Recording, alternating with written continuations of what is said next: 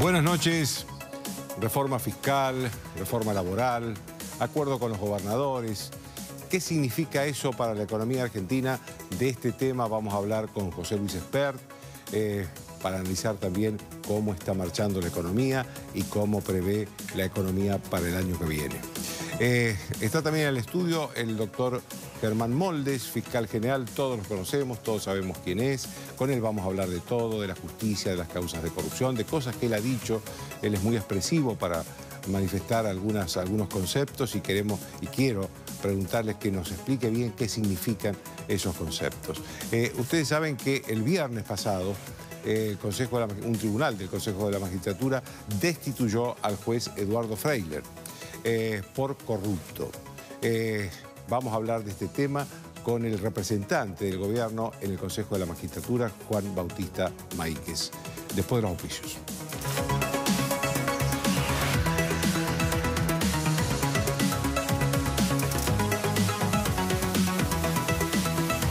Auspician desde el llano. En Ciensa desarrollamos soluciones estratégicas que anticipan el rumbo de nuestro sector. Los tratamientos en terapias especiales cambian, los pacientes también. Ciensa, la salud es nuestro compromiso. Crece tu barrio, cambia Morón. Morón Gobierno. En Piletones ya integramos al sistema financiero a más de 1000 familias. Por eso, en cada uno de los núcleos de inclusión y desarrollo de oportunidades que construye el gobierno de la ciudad, habrá una sucursal del banco. Y así, seguiremos cumpliendo más sueños. El banco es fundamental. ¿No sabes dónde invertir tus ahorros? El Grupo Adrián Mercado te invita a participar del primer encuentro de inversión inmobiliaria. Las mejores oportunidades de inversión con excelente rentabilidad. El 24 de noviembre en el Hotel Hilton Buenos Aires invita Grupo Adrián Mercado. Estamos poniendo la provincia a tu servicio para hacer que tu día a día sea cada vez más fácil. Punto Arba, un nuevo modelo de atención que te brinda el servicio de calidad que mereces. Con Punto Arba, los trámites son más fáciles. Conoce más en arba.gov.ar. IRSA, líderes en real estate. En Córdoba la vas a pasar re bien. Córdoba, todo lo que querés, todo el año. Agencia Córdoba Turismo. En la Ciudad Autónoma de Buenos Aires, vivir mejor es ley. Legislatura de la Ciudad Autónoma de Buenos Aires. Clo Restaurante, el lugar de siempre. Nuevas experiencias.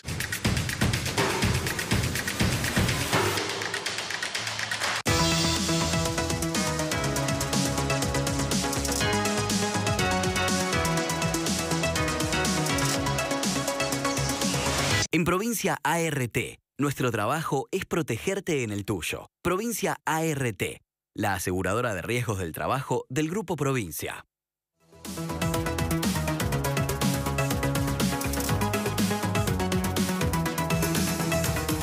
Bien, todas las reformas económicas, el paquete económico que anunció el gobierno la semana pasada, reforma fiscal, el pacto con los gobernadores, la reforma laboral y José Luis Espert. Empecemos por el pacto fiscal. Sí. ¿El pacto fiscal significa un progreso para la economía? No. ¿Cómo que no? No, ¿cómo que no? No, claro que no. No hay ningún progreso. ¿Sí? Al contrario, te diría. Mira, acá hay claramente un gran ganador, que es la provincia de Buenos Aires. La provincia de Buenos Aires vuelve a tener la coparticipación que siempre tuvo hasta el año 96 sobre el impuesto a las ganancias y el impuesto al cheque. Además, va a recibir una compensación durante el año 2018 por 21.000 millones de pesos y a partir del año 2019 de 44.000 millones de pesos ad infinitum, ajustada por inflación. Con lo cual, la provincia de Buenos Aires va a cobrar con creces todo lo que supuestamente se le adeudaba por el fondo conurbano. Pero se lo merecía. Bueno, dada la ley de coparticipación, sí. Yo creo que no debería haber ley de coparticipación. Yo creo que los impuestos federales deberían ser muchísimo más bajos para beneficiar a la gente y atender gastos federales nada más y que las provincias atiendan sus gastos con impuestos propios, ¿no? Porque el objetivo de cualquier sistema impositivo es que se devuelvan en bienes públicos los impuestos a la gente. No es para que una cofradía de gobernadores lo usen como botín para sus negocios o negociados.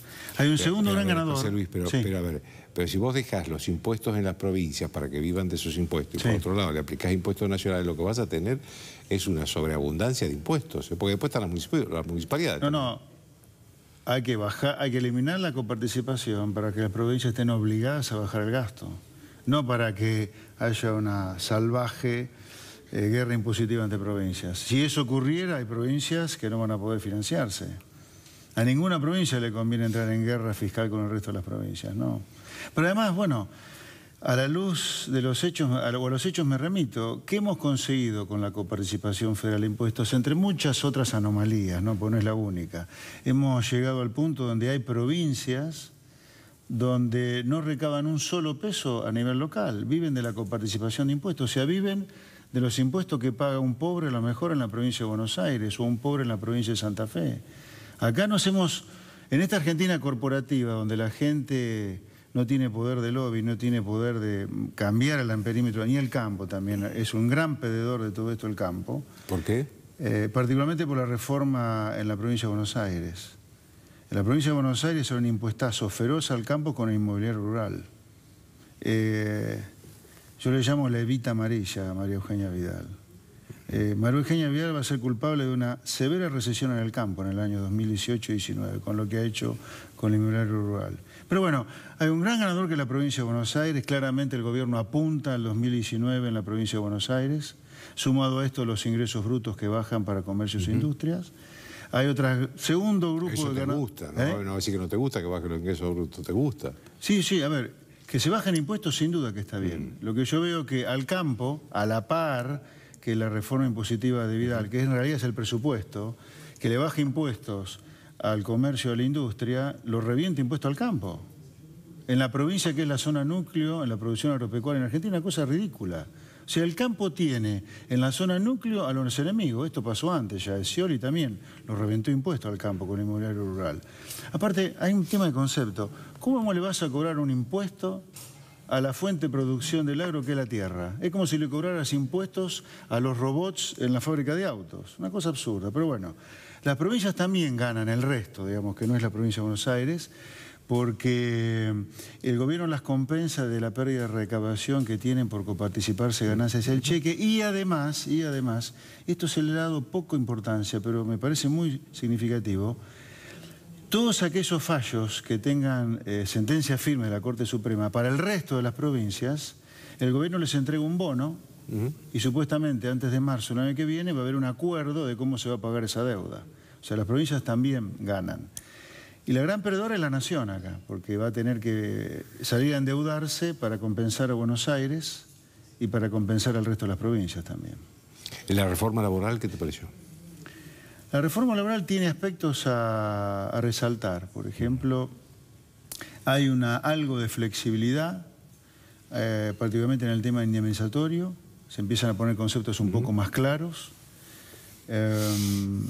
Falta para mí una cosa trascendental, central, que es eliminar o dinamitar el unicato sindical en Argentina. Seguimos con que aquello que acuerda una central derrama hasta para el tallercito de Famaillá, no solo para una gran siderurgia. Eso debería cambiarse, pero tiene aspectos a resaltar. Y la reforma impositiva, te diría... ¿Baja la presión impositiva o no? A ver... La presión impositiva global, dice el gobierno que baja 0,3 puntos el producto por año por 5 años. 1,5 puntos en 5 años. Ahora, lo que es claro que la presión impositiva sube para la gente de a pie y sube para el campo. A la gente de a pie la agarran con el impuesto a la renta financiera, lo agarran con los impuestos internos, y para aquellos que ganan más de 82.000 pesos por mes se elimina el tope para el pago de los aportes personales. Ahí tenés un impuestazo muy fuerte que me parece que es soslayado en general por la gente. Y el campo es el otro gran perdedor acá. Al campo, insisto, le dan un impuestazo con todo. Además de la demencia de que había hecho Scioli en el 2012, ¿no? Entonces suma eso. Allí yo te diría... Es decir, lo que tenés... para sintetizar, bajan algunos impuestos para compañías, empresas, pero no para las personas. No, claramente. Acá tenés, de la baja de impuestos tenés un beneficiario claro, que es el comercio, la industria, y tenés dos grandes perjudicados, que la gente de a pie, por todo este combo que te hablaba de impuesto a la renta financiera, internos y aportes personales, y el campo en la provincia de Buenos Aires. Pero ¿no es esa un poco la tendencia en el mundo, que bajen los impuestos a las empresas y paguen las personas? Mira, no hay ningún ejemplo del mundo en el cual nosotros podamos fijarnos. A ver, a mí que no me venga nadie en el gobierno a decirme ponemos impuestos internos a las bebidas azucaradas para evitar que los argentinos seamos obesos. O impuesto interno al vino para bajar la ingesta de alcohol. Okay. Porque ¿sé qué pasa? En el mundo no hay retenciones a las exportaciones, en el mundo no hay aranceles a la importación como tenemos acá, en el mundo no se cobra un impuesto al cheque, también lo van a bajar de a poco en 5 años. O sea, las anormalidades que tiene Argentina están mucho antes de imitar nosotros a lo que hace el mundo. O sea, si queremos imitarlo al mundo, poniendo cierto tipo de impuestos, imitémoslo al mundo en el resto de la cosa. En primer lugar, la primera cosa que tenemos que imitar al mundo es cobrar impuestos en función del PIB per cápita que tenemos. Argentina cobra impuestos para un país de 4 veces nuestro ingreso per cápita. Olvídate cómo se distribuye después los impuestos. La primera cosa que no hace el mundo es cobrar impuestos lejos del PIB per cápita de ese país, lejos de la riqueza que tiene ese país. Argentina paga impuestos, el que está en blanco obviamente, ¿no? Paga impuestos que son para un país de 4 veces nuestro ingreso per cápita. Entonces, si vamos a imitar al primer mundo, como quiere el gobierno hacer, imitémoslo en todo. Ahora, para lo cual hay que bajar el gasto público muy fuerte y eso no está ocurriendo, ¿no? Déjame hacerte una pregunta en perspectiva, porque este año el gobierno no logró controlar la inflación. Por lo menos no logró llegar a la pauta que se había propuesto, ¿no? Va a estar en el 23, 24 y se había propuesto un 19, 17. A ver, la meta del Banco Central es 12, 17. Claro. Vamos a estar en el 23, 24. 24. Bien arriba. ¿Cómo viene el año que viene? ¿La inflación? En la economía en general y la inflación también. A ver, este año vamos a crecer 3% con inflación de 23, 24. El año que viene volvemos a crecer. Yo no tengo duda de eso, te diría, salvo algún cisne negro de afuera que no veo que ocurra. La tasa de interés afuera va a empezar a subir un poco el año que viene, pero no me parece todavía que nos vaya a pegar mucho. Creo que lo más probable es que el año que viene Argentina siga creciendo. ¿En este nivel del 3%? Sí, alrededor del 3%. 3 más, menos, medio punto, digamos, ¿no? O 1 punto. La inflación puede ser un poquito más baja que este año, puede ser. No es seguro que vaya a ser mucho más baja. Estás ajustando tarifas, estás devaluando, la situación fiscal sigue siendo muy delicada. La inflación andará 19, 21, 22. Van a volver a violar la meta del Banco Central, va a volver a incumplir la meta. Eso es grave. Es grave porque en algún momento el Banco Central va a perder reputación, se sigue poniendo metas que no se cumplen. Acá habría que blanquear la cosa. Si el gobierno, por la razón que sea, no quiere bajar más rápido el déficit, de hecho no está bajando nada, debería poner una meta de inflación mucho más alta para evitar que el Banco Central pierda reputación. Los países cuidan mucho que el Banco Central pierda reputación y nosotros corremos ese riesgo si el Banco Central sigue incumpliendo la meta que se autofijó. ¿La culpa de la inflación es del Banco Central? No. No, de ninguna manera. A ver, el Banco Central es culpable de compartir un diagnóstico que todo el gobierno de Macri comparte, que está equivocado, que es, acá no hay que bajar el déficit, con cambiar la manera de financiarlo, de deuda o de inflación a deuda baja la inflación, o de emisión a deuda baja la inflación. Se equivocaron. El déficit está muy alto, el Banco Central ayuda mucho al gobierno a financiar el déficit, y ergo tenés una inflación muy alta comparada con la meta. Bajó respecto al año pasado, pero la inflación esta es parecida a la época del cristianismo, con ajuste de tarifas, es mucho más sana. Pero la culpa es compartida acá. En economía nunca nada ocurre, salvo alguna cosa, por un solo motivo. Acá el gobierno se equivocó en pensar que cambiando la manera de financiar el déficit, la inflación iba a bajar. Pero yo te diría, pensando en 2018, creo que volvemos a tener un año de crecimiento con una inflación alta todavía y con la duda de mediano y largo plazo de siempre. Con este déficit fiscal, con este ritmo de endeudamiento, es difícil que el verano se sostenga. Muchas gracias, José Luis. Buenas noches. Una pausa.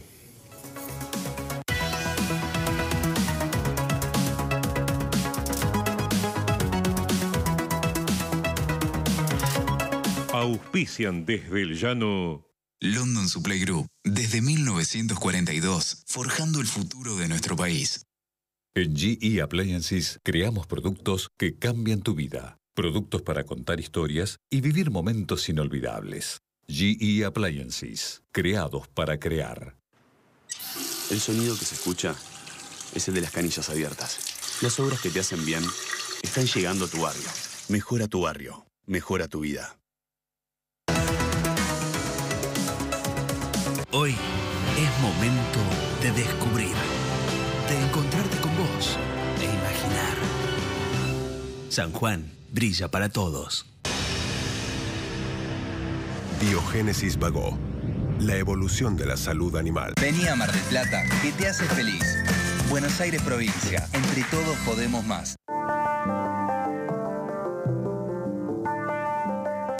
En la Universidad de Palermo buscamos alumnos originales, con ideas, únicos. Universidad de Palermo. Otra forma de estudiar. En Provincia ART, nuestro trabajo es protegerte en el tuyo. Provincia ART, la aseguradora de riesgos del trabajo del Grupo Provincia. Grupo Petersen, desde 1920, construyendo el país. Nacimos en Argentina, crecimos en Latinoamérica y nuestro mercado es el mundo. Arcor, alimentando momentos mágicos.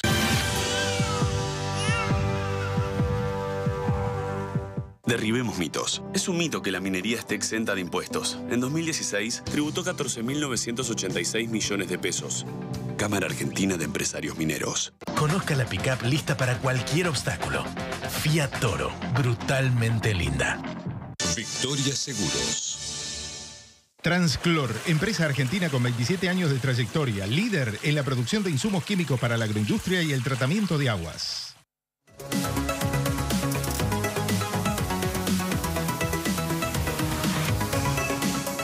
Bien, el doctor Germán Moldes, fiscal general, que hoy, ustedes saben, en el diario Clarín, Osvaldo Pepe, un gran periodista, hizo un perfil del doctor Moldes muy bueno, muy bien escrito, casi un homenaje al doctor Moldes.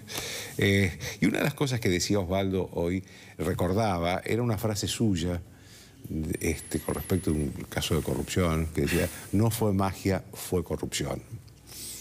¿Por qué no explica un poco eso? Porque no fue magia, esa es la famosa frase de Cristina. No, en primer lugar me emocionó leer hoy a la mañana la columna de Osvaldo porque realmente no creo merecer tanto elogio. Y la causa en cuestión era la causa del direccionamiento de la obra pública.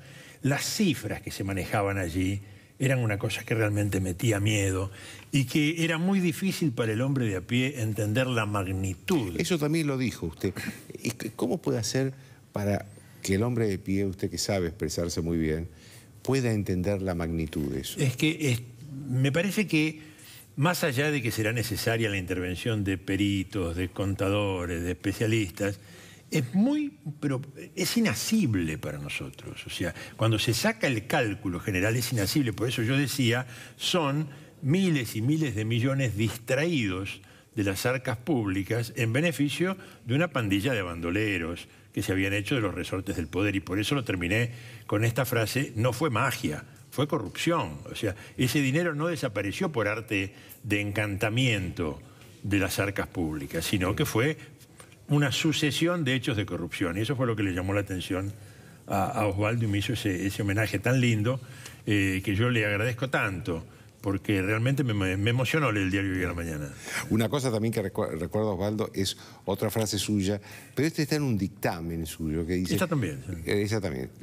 Que dice que una cosa son las mojarritas y otra cosa es el tiburón. No, claro, pero esa tiene que ver en la causa de Debido, en la causa de... ¿Quiénes son las mojarritas y quién es el tiburón? Claro, en ese momento lo que se estaba discutiendo, o sea, ha tenido una evolución vertiginosa esta causa de yacimientos carboníferos Río Turbio. Que es por la que está preso Debido. Es por la que está preso Debido, donde yo pedí la prisión de Debido. Entonces, en el momento en que yo dije eso, lo que se estaba debatiendo era la posible prisión preventiva durante el proceso del resto de los imputados. Es una cosa que tiene 31 imputados. Stornelli había pedido la prisión de todo el mundo. Y yo lo que decía era, vamos afinando un poco el lápiz, no sea cosa que nos quedemos con el medio mundo lleno de mojarritas y el tiburón siga nadando en aguas abiertas. Entonces el tiburón era debido. ¿Por qué? es un caso muy interesante. En una intervención anterior, la sala segunda, hay un voto de Martín Irursun, que es el que sienta esto que los periodistas han llamado ahora doctrina Irursun, pero que en realidad es un artículo del Código de Procedimientos en lo criminal, que es, para que la gente entienda, el manual que nos indica cómo deben desarrollarse los procesos, el artículo 319, que está desde siempre allí y que nos está diciendo que hay razones para denegar la excarcelación o la exhibición de prisión de la gente que está sometida a proceso. Yo no puedo detener a nadie sin motivo, pero sí puedo detener a alguien sin condena.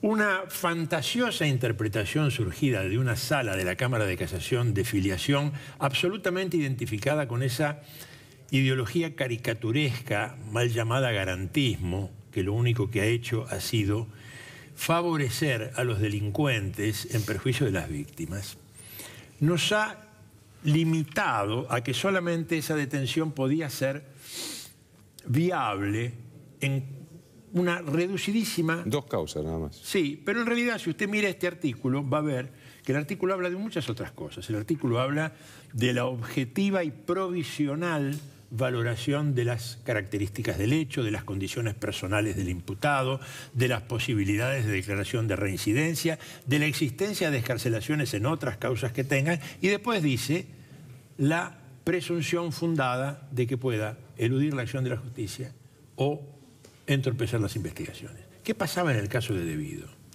En el caso de Debido, en ese dictamen anterior, Irursun había dicho que había que estar muy atento a aquellos que conservan vinculaciones con el poder político y están en condiciones de influir en las decisiones que tienen que ver con la recolección de la prueba en el proceso.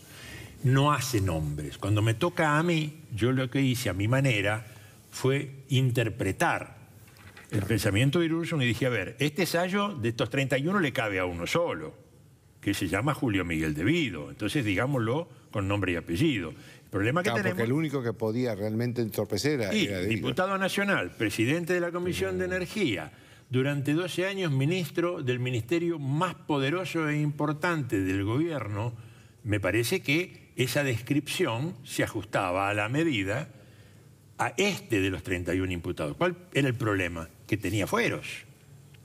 Era diputado nacional. Entonces lo que yo pedí es que se inste al juez a que solicite su desafuero y obtenido el desafuero se lo detenga de inmediato. Cuando estoy trabajando en eso, se produce un hecho novedoso. Y ese hecho novedoso es el que me termina de confirmar que no es que podía ser que se interfiriera en la acción de la justicia, sino que eso ya estaba ocurriendo. Porque aparece un señor que se llama Omar Seidán, que es el actual interventor de yacimientos carboníferos Río Turbio, y dice, mire, en mi despacho vienen empleados, personal administrativo de la mina, me traen unas carpetitas y me dicen, señor, a mí esto me ordenaron que lo queme, pero yo no lo quemé. Acá se lo dejo. Entonces quiere decir que había un dispositivo en funcionamiento para cumpliendo una orden que era la de destruir la evidencia. Entonces, evidentemente, esto es lo que hacía absolutamente insoslayable que se procediera como se procedió. A propósito de eso, porque hay una discusión que no solo es de juristas, sino también de intelectuales, si están bien hechas las detenciones preventivas sin condena. El caso más llamativo es el de Vudú, del que más se ha hablado, digamos.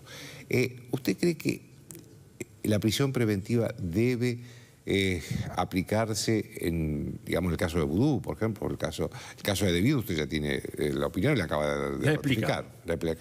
En el caso de Vudú yo no conozco la causa principal, solamente me han llegado por vía incidental algunos detalles menores, es decir, algunas muestras de disconformidad de las defensas con decisiones puntuales del juez. Pero no le voy a esquivar el bulto a lo que se me ocurre de una primera visión, insisto, tengamos en cuenta que estamos hablando de vuelo de pájaro, y es que me parece que estamos olvidando un pequeño detalle, que es que lo que se investiga allí es un caso de enriquecimiento ilícito. Así es. Y lo que el juez dice es que hay un señor que el juez lo califica como socio y testaferro de Vudú, que se llama Núñez Carmona, que estaba haciendo operaciones bancarias, transacciones dinerarias, depósitos de dinero, extracciones, y el enriquecimiento ilícito solamente puede probarse a través del estado patrimonial de las personas investigadas. En consecuencia, no parece del todo descabellado pensar que Vudú y Núñez Carmona en libertad podían significar una amenaza a la etapa de recolección de pruebas que el juez necesitaría para emitir su dictamen, su veredicto o expresar su decisión. A mí, en lo personal, así, insisto, mirándolo de lejos, mirándolo desde la ventana, todavía no he tenido oportunidad de examinar en profundidad el expediente, me recuerda el caso del contador Manzanares. El contador de la familia Kirchner. El contador de la familia Kirchner, ¿qué es lo que hacía? Bueno, mediante diversas operaciones bancarias, por compras de acciones, o sea, distraía del patrimonio de Cristina Fernández de Kirchner y de Máximo y Florencia Kirchner dineros y bienes que el juez había destinado al embargo en la causa Los Sauces. Me parece que es un caso que guarda cierta similitud, porque a raíz de eso el contador Manzanares resultó detenido. Claro. Hablando de estas cosas, hay quienes dicen, inclusive hay dirigentes políticos que lo han dicho públicamente, que Cristina Kirchner no debería asumir en el Senado. Por las distintas causas que tiene, ya tiene 3 procesamientos. ¿Usted qué cree de eso? Yo creo que hasta el momento ningún juez ha solicitado que se alteren las garantías que ella le ofrece el ser senadora electa. O sea, es el mismo caso que debido. Por eso yo decía, lo que yo insté en esa causa es, lo primero es que el juez pide el desafuero. Porque usted no se olvide, Joaquín, que antes de eso había habido un intento por parte de la política de proceder a apartar a debido por causas de incapacidad moral o de indignidad moral, y eso fracasó. Y las razones por las que fracasó es que muchos de los que votaron por mantener a debido dentro de la Cámara de Diputados lo que decían era que la justicia no lo había pedido. Acá no hay ningún pedido de desafuero. Y es bastante atendible. Bueno, en el caso de Cristina estamos en la misma situación. ¿Usted cree que ella va a terminar presa? No lo sé decir, no se lo sabría decir. O sea, tiene muchas causas, el riesgo que corre es serio, pero habría que ver cómo evoluciona. ¿Qué pasa, doctor, con la justicia que de pronto ha empezado jueces? Los fiscales han tenido por lo general una actitud mucho más coherente, pero los jueces han empezado a tomar decisiones, indagatorias, procesamientos, prisiones en algunos casos. Yo no recuerdo un momento en el que haya tantos funcionarios presos en Ezeiza como hay en este momento.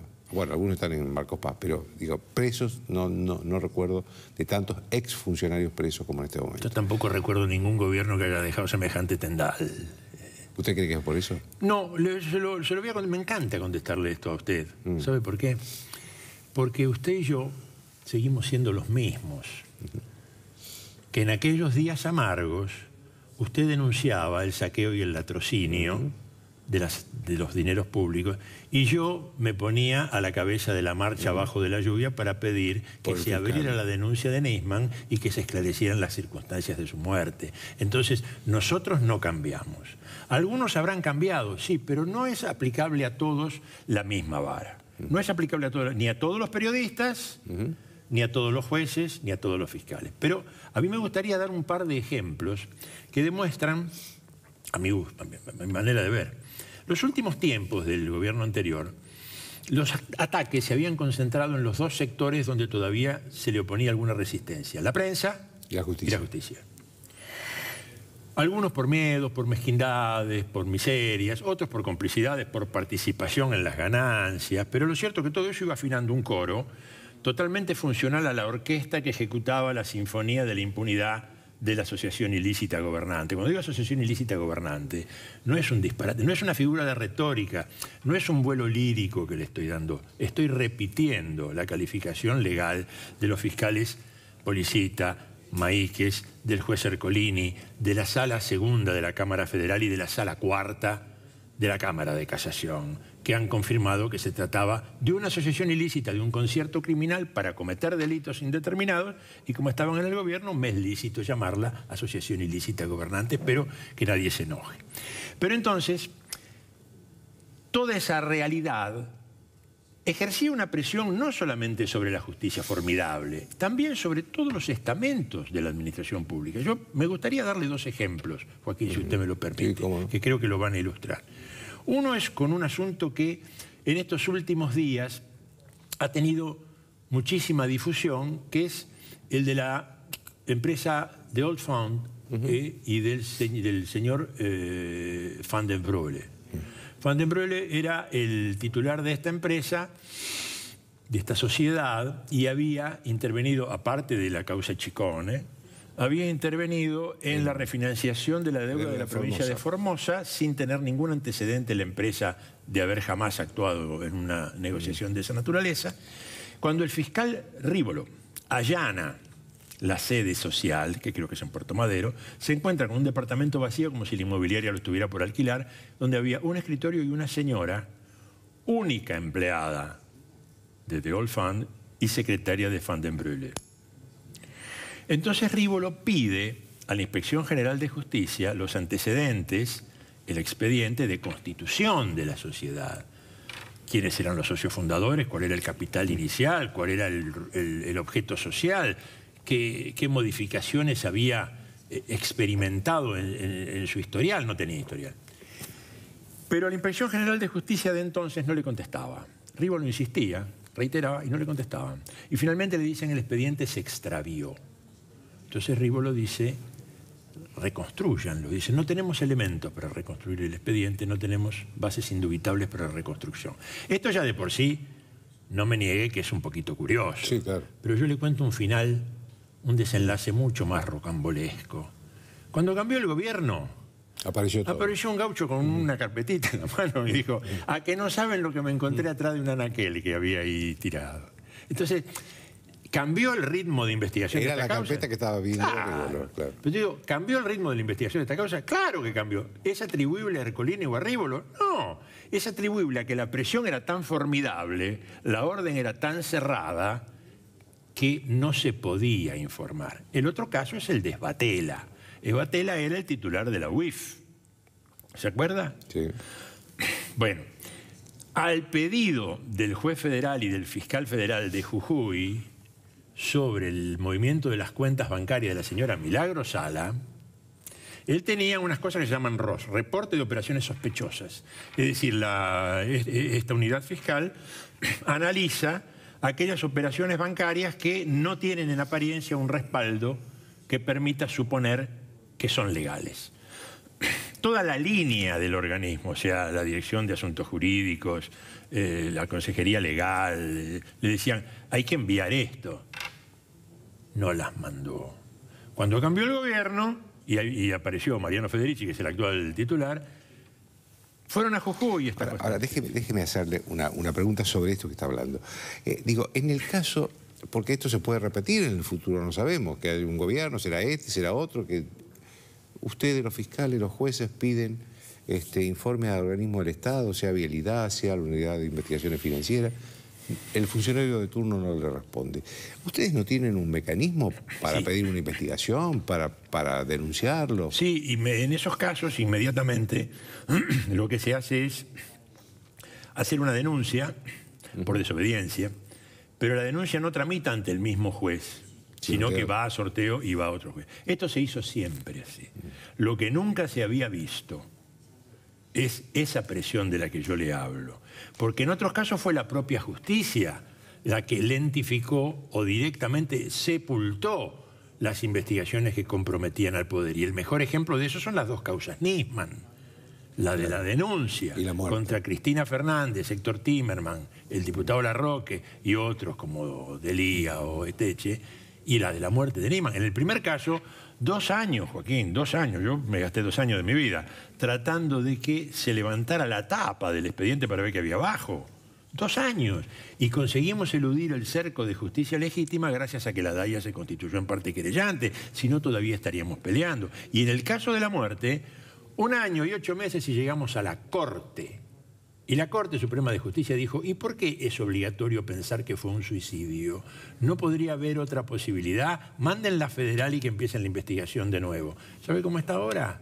Está con una pericia muy seria, donde intervinieron medio centenar de especialistas de todas las disciplinas que nos dicen que a Nisman lo mataron. Ahora, ¿hubo un cambio de ritmo en esas causas? Claro que hubo. ¿Cómo no va a haberlo? Si la estuvieron frenando durante 2 años. Pero eso fue la justicia. En este caso fue la justicia. Primero, en el federal la justicia legítima, y en el otro caso fueron 1 año y 8 meses para arrancársela de las garras a la fiscal Fein, a la jueza que se la había delegado. Dígame, doctor, ¿y usted cree que... yo me pregunto si este no es un momento parecido en el tema de la corrupción a lo que fue el juicio a la Junta en la época de Alfonsín, cuando se dijo nunca más, y después ningún militar más, digamos, volvió a intentar tomar el poder en el país. Digo, ¿este no será un momento de nunca más en materia de corrupción? Esa es la esperanza.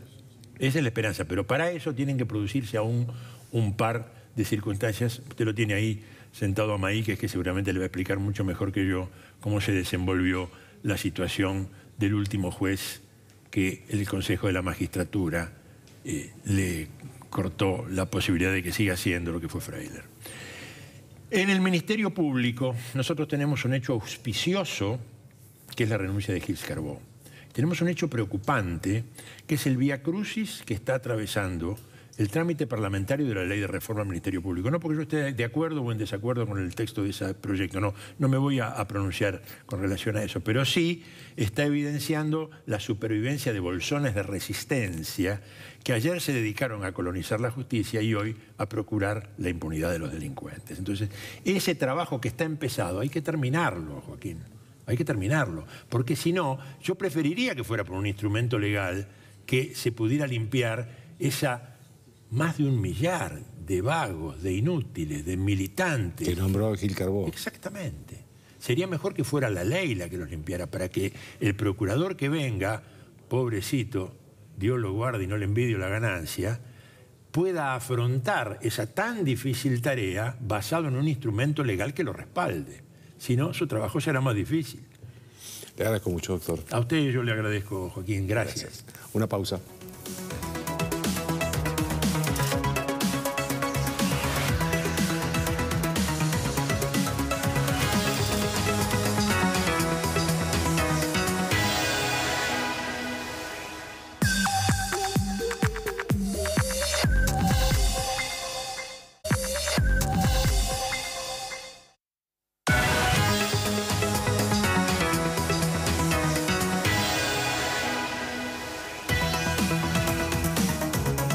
Bien, ustedes saben que el viernes pasado un tribunal del Consejo de la Magistratura destituyó por corrupción al juez Eduardo Freiler, que había sido investigado y sigue siendo investigado en la justicia penal por enriquecimiento ilícito, pero había sido investigado también y mucho tiempo en el Consejo de la Magistratura, debatido ahí, no había número, bueno, al final se consiguió número y se creó un tribunal especial, un jury, que lo estuvo analizando el tema, debatiendo con testigos y con todo lo que corresponde a un juicio, hasta que el viernes sentenció y lo destituyó por corrupción. Está conmigo Juan Bautista Maíquez, que es el representante del gobierno en el Consejo de la Magistratura. Lo primero que le quiero preguntar a Maíquez es si le costó bastante sacarlo a Freiler. Sí, buenas noches en primer lugar. Fue complicado, fue difícil. Usted recordará que había una presión importante sobre determinados consejeros para que no voten lo que en definitiva fue la suspensión del ex juez Freiler. Sí, fue complicado, pero bueno, el resultado del viernes demuestra y demostró que las instituciones están fuertes, que volvimos a tener instituciones que funcionan y que funcionan bien. Algo que había dejado de funcionar, ¿no? ¿Es cierto que había un lobby de la Justicia Federal para defenderlo a Freiler? Yo no sé si había un lobby de la Justicia Federal, sí sé que había un lobby de la política. En el Consejo de la Magistratura, quienes defendían lo indefendible eran miembros de la política. No podría decirle si el lobby era de la Justicia Federal. No, desconozco eso. Y esto, la sanción a Freiler, es decir, la destitución de Freiler, ¿es un mensaje también al resto de los jueces? A ver, yo lo hablaba con el ministro Garabano. Es Es un mensaje, pero es un mensaje en términos republicanos. No es un mensaje que tienda a disciplinar a los jueces o a la justicia. Es un mensaje, para que se entienda, que durante mucho tiempo el Consejo de la Magistratura, un órgano de la entidad del Consejo de la Magistratura, de la importancia, que no solo promueve y propone al Poder Ejecutivo ternas para nombrar jueces, sino que sanciona a los magistrados, no funcionó. Tuvo 4 años sin funcionar. Nosotros lo que queremos con esto... durante el último mandato de Cristina Kirchner. Durante los últimos 4 años del gobierno anterior, el Consejo de la Magistratura, solo por dar un ejemplo, elevó al Poder Ejecutivo 45 ternas. En este año y 8 meses elevamos más de 120 ternas. Y eso es fruto del diálogo, del consenso. Ternas, designaciones de jueces. Ternas para que el Poder Ejecutivo en definitiva elija uno y designe jueces. Esta cantidad de ternas que se mandaron en los últimos 4 años del gobierno anterior fue en definitiva lo que produjo en el Poder Judicial la cantidad de vacancias que existen, ¿no? En definitiva es un mensaje en términos republicanos, no disciplinador. Es un mensaje de las instituciones están funcionando. Quien hace las cosas bien no va a tener ningún... Ahora, usted analizó bastante, obviamente, porque esto pasó primero por el Consejo que usted integra, el Consejo lo suspendió a Freire, después fue al jury, ahí lo analizaron y terminó con la destitución. ¿Por qué el caso de Freire merecía la destitución por enriquecimiento ilícito? O por enriquecimiento, ¿va? En primer lugar, era un caso paradigmático, lo ha dicho el ministro, lo ha dicho el presidente incluso. Era escandaloso los datos que surgían de las declaraciones juradas. Por ejemplo, ¿qué era escandaloso? Y, por ejemplo, la casa que el magistrado tenía en Olivos. Una casa que declaraba que valía cerca de 2,5 millones de pesos, cuando en realidad estaba aproximadamente en $1 millón. Entre otras tantas cosas, ¿no? Pero era imposible de justificar los bienes que tenía. Eso fue a raíz de una excelente instrucción que hizo el consejero Tonelli y de una excelente acusación que hicieron junto con el consejero Piedecasas. Ni siquiera los más rabiosos kirchneristas podían justificarlo. Dígame, doctor, ¿hay más jueces que estén en condiciones en el Consejo de la Magistratura o que puedan entrar al Consejo de la Magistratura en condiciones de tener un trámite parecido al de Freire? Sí, a ver, la comisión de acusación del Consejo de la Magistratura es la comisión que se encarga de sortear las denuncias y bueno, a cada consejero que integra esa comisión le toca instruirla. En este caso, en este momento en realidad, hay varios magistrados denunciados. Las investigaciones están avanzando a un ritmo que antes no sucedía. Tenemos reuniones semanales prácticamente, así que sí, puede que haya algún caso en los próximos meses, seguramente. Sí. ¿Un caso? Algunos, no quisiera dar nombres en particular, pero los medios lo dicen todos los días. Hay jueces que están siendo investigados en este momento, sí. Dígame, hace rato le preguntaba a Moldes, y le quiero preguntar a usted también, ¿a qué se debe esta justicia que de pronto llama indagatorias, procesa, mete preso a muchos funcionarios, cosa que no hacía antes? ¿A qué se debe? Yo creo que son dos variables. Comparto con lo que decía el fiscal Moldes. Por un lado, aparecen pruebas que antes no aparecían. Ahí dio 2 o 3 ejemplos. Y por otro lado, creo que es parte de lo que veníamos hablando antes, es parte de esta marcada diferencia de que distintas instituciones que antes no funcionaban hoy funcionan. Y esto tiene consecuencias.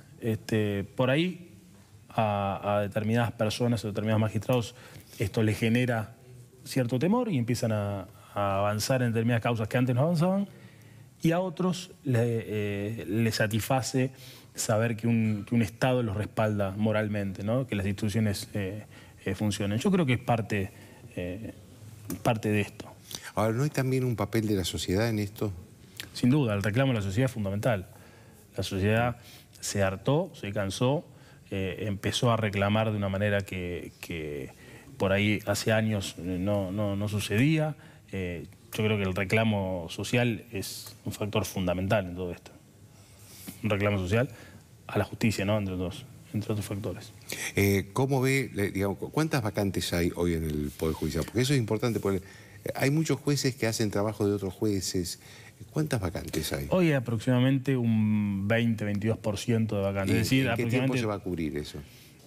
A este ritmo podríamos cubrirlo en 2 años aproximadamente. Si seguimos con este ritmo, repito, fruto de consensos, de diálogos con los distintos sectores, tengan en cuenta que el Consejo de la Magistratura está compuesto por jueces, pero por políticos de distintos sectores con los que a veces no es fácil entablar un diálogo y una conversación para, en definitiva, que la justicia actúe y digamos, sea lo que tiene que ser, ¿no?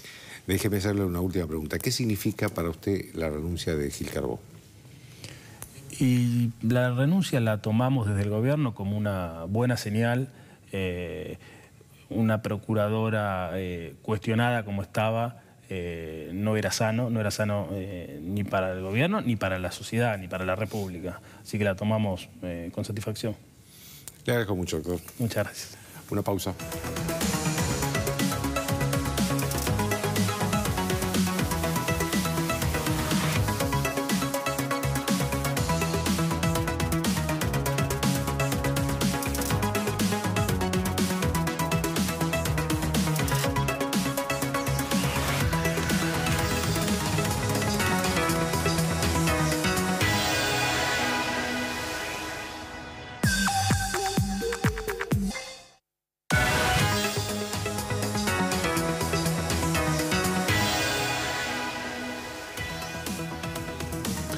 Ustedes saben que el gobierno tiene un problema con los Moyano, la familia Moyano.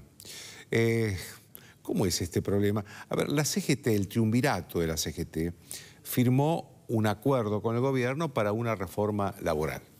Entre los que firmaron el triunvirato está Juan Carlos Smith, que es un representante de Moyano en el triunvirato de la CGT. También colaboró en la redacción del acuerdo el hijo menor de Moyano, Hugo, que le dicen Huguito Moyano, que es abogado. Ante esto parecía todo resuelto, digamos, la reforma laboral ya había sido aceptada por la CGT, pasaba al Senado, el Senado tenía que aprobarla, después tenía que aprobarla la Cámara de Diputados. Se produce un problema cuando Pablo Moyano, que está acá, el otro hijo de Hugo Moyano, que está a cargo del sindicato de camioneros, sale y dice, en primer lugar convocó a una marcha que va a haber mañana con otros gremios díscolos, la CTA, los bancarios, pero sale y habla y dice, esto es la Banelco. Ustedes se acordarán que la Banelco se le llamó Moyano y algún otro más, a los sobornos de la época de la Rúa, en el año 2000. Esto provocó una reacción inmediata de los senadores peronistas, porque claro, en primer lugar, no es cierto, porque este proyecto ni siquiera llegó al Senado. Los senadores peronistas no saben qué proyecto van a tratar. En segundo lugar, aquella reforma laboral de la Rúa fue una reforma, un proyecto que se envió sin consenso con los dirigentes gremiales. Esta tenía la firma de todos los dirigentes, de los principales dirigentes gremiales. Alguien del gobierno dijo, bueno, pero y la otra diferencia es que Cambiemos no paga soborno. Bueno, eso ya corre por parte del gobierno. Pero lo cierto es que hay diferencias fundamentales. Pero el tema Banelco, para los senadores peronistas sobre todo, que son los que tienen la mayoría hoy y van a seguir teniéndola después del 10 de diciembre, es un tema muy crucial, porque no van a votar la reforma laboral con el estigma de que están cobrando un soborno. ¿Por qué? Porque aquello que pasó en el año 2000 decapitó, terminó con una generación de senadores peronistas. Entonces, por supuesto, si nosotros no podemos hacerlo ahora con estas condiciones. Ahora, lo que pasa es que el gobierno no sabe con qué Moyanos está hablando, porque por un lado tiene uno que ayuda a redactar la reforma laboral, por el otro lado tiene a un representante de Hugo Moyano que firmó el acuerdo, y por otro lado tiene a otro hijo de Moyano que se opone a la reforma laboral. Todos están fijándose sobre todo en la figura de Hugo Moyano, que claro, es el jefe de la familia. ¿Qué dice el jefe de la familia todo esto? No dice nada hasta ahora.